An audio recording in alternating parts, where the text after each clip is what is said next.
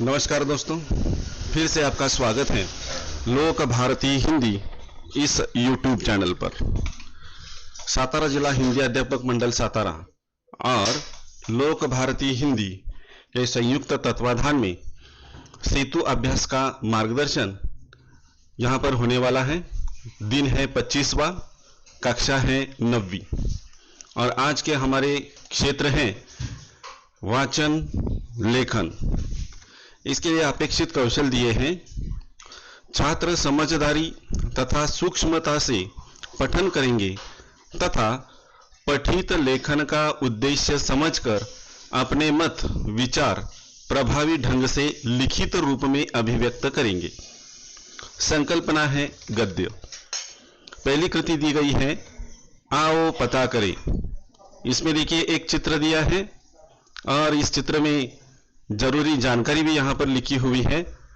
पेड़ लगा कर करे पर्यावरण की सुरक्षा, तभी होगी अपने जीवन की रक्षा। बात बिल्कुल सही है। ये पेड़ पौधे हमारे दोस्त हैं, हमारे मित्र हैं और इन्हें ज्यादा से ज्यादा लगाना चाहिए। अगर पेड़ों की संख्या कम हो गई तो पर्यावरण में असंतुलन बढ़ेगा और इसका बुरा असर मनुष्य जीवन पर पड़ेगा। इसीलिए यह पर्यावरण की सुरक्षा एक तरह से हम अपने जीवन की सुरक्षा करते हैं और इसीलिए पेड़ ज्यादा से ज्यादा लगाने चाहिए। इनका संवर्धन करना हमारा नैतिक कर्तव्य बन जाता है और यही संदेश इस चित्र के द्वारा दिया गया है। आगे दिया है अध्यापक छात्र से अलग अलग प्रश्नों द्वारा पर्यावरण से संबंधित जानकारी हासिल करेंगे। छात्रों को अलग अलग प्रकार के प्रश्न पूछने हैं और इन प्रश्नों के द्वारा पर्यावरण से संबंधित जो बातें हैं वह छात्र कितना जानते हैं यह हमें समझ लेना है। जैसे पर्यावरण में कौन कौन से घटक आते हैं। अब देखिए यह जो पर्यावरण है, इस पर्यावरण में अनेक प्रकार के घटक आते हैं। जैसे इस पृथ्वी पर जितने भी घटक हैं वो सारे के सारे पर्यावरण में आ जाते हैं। इसमें हवा है, पानी है, जमीन, पेड़ पौधे, जंगल, खेतीबाड़ी, पहाड़, समंदर, ये जितने भी घटक हैं ये सभी घटक पर्यावरण के अंदर आ जाते हैं। मानव और पर्यावरण का घनिष्ठ संबंध कैसे है? मानव और पर्यावरण एक दूसरे से जुड़े हुए हैं।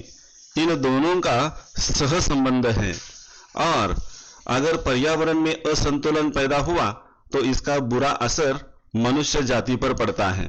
इसीलिए यह पर्यावरण और मानव इन दोनों का घनिष्ठ संबंध है।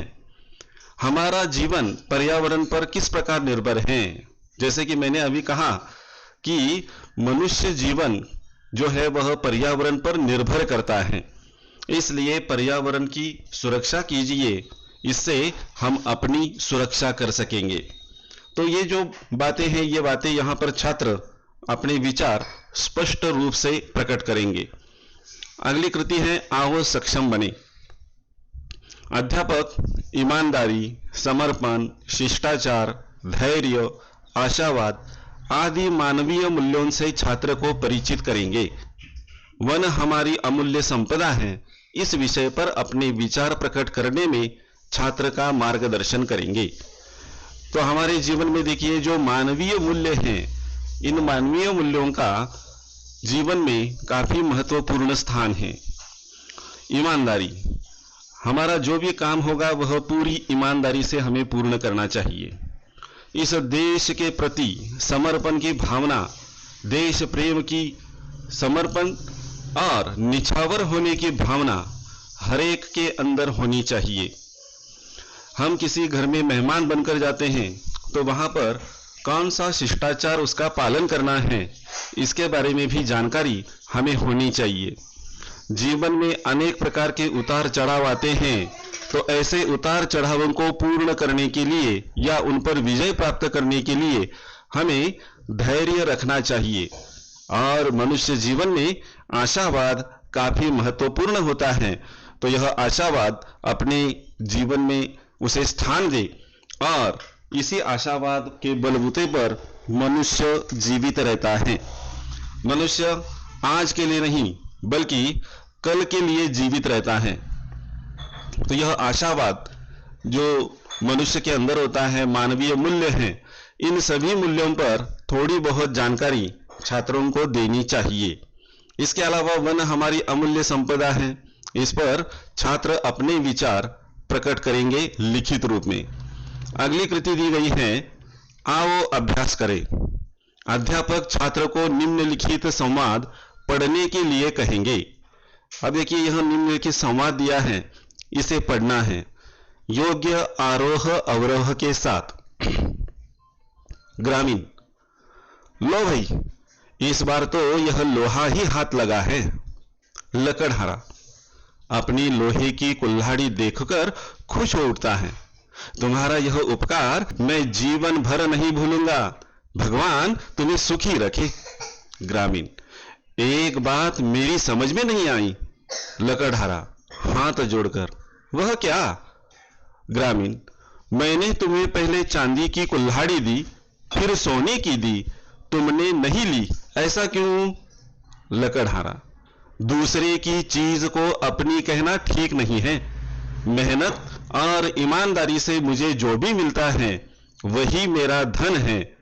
ग्रामीण चला जाता है और भगवान के रूप में मंच पर फिर से आता है। भगवान, धन्य हो भाई, मैं तुम्हारी ईमानदारी से बहुत प्रसन्न हूं, लेकिन एक शर्त पर।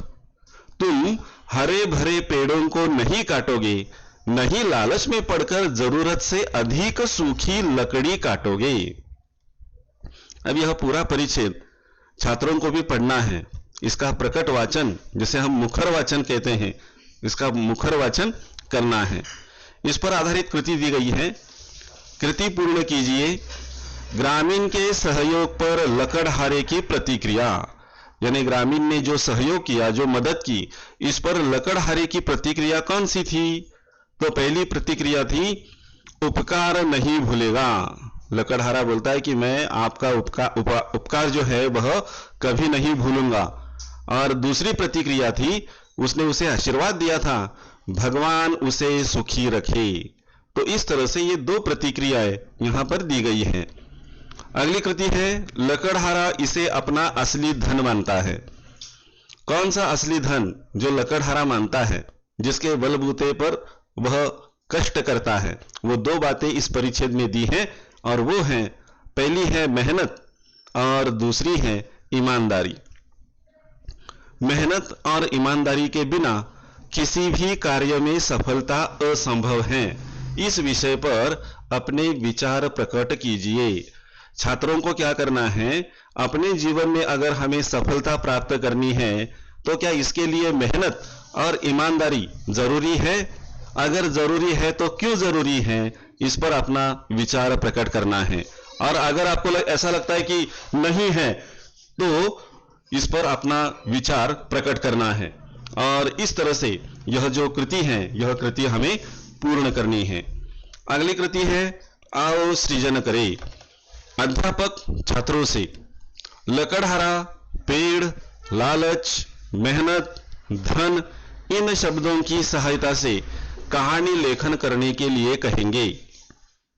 अब देखिए, यहां पर कहानी लेखन के जो विविध प्रकार हैं, इन विविध प्रकारों में से शब्दों पर आधारित या शब्दों से यह कहानी आपको लिखनी है।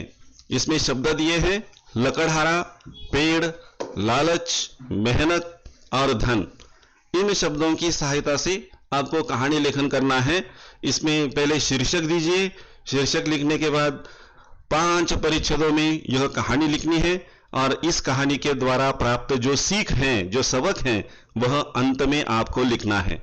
इस तरह से यह कहानी तैयार हो जाएगी। इस कहानी में आपको ये 5 शब्द जहां पर आते हैं वहां पर उसको अधोरेखांकित करना है, तभी यह एक अच्छी कहानी लेखन आपका बन जाएगा। पेड़ पौधों से संबंधित नारों का लेखन और संकलन करने के लिए कहेंगे, जैसे वृक्ष लगाइए, पर्यावरण बचाइए। तो पेड़ पौधों से संबंधित जो नारे हैं, इन नारों का लेखन आपको करना है, उनका संकलन भी करना है। उदाहरण के तौर पर यहाँ पर एक नारा दिया है, वृक्ष लगाइए, पर्यावरण बचाइए। और दोस्तों ये जो कृतियां हैं, ये कृतियां पूर्ण करने के लिए पूरक साहित्य स्रोत यहाँ पर दिया गया है। जागतिक पर्यावरण दिवस के बारे में जानकारी का पठन कीजिए। जो जागतिक पर्यावरण दिवस है उसके बारे में जानकारी प्राप्त कीजिए और उसे पढ़िए। इस तरह से आज की हमारी कृति यहाँ पर पूर्ण होती है। धन्यवाद।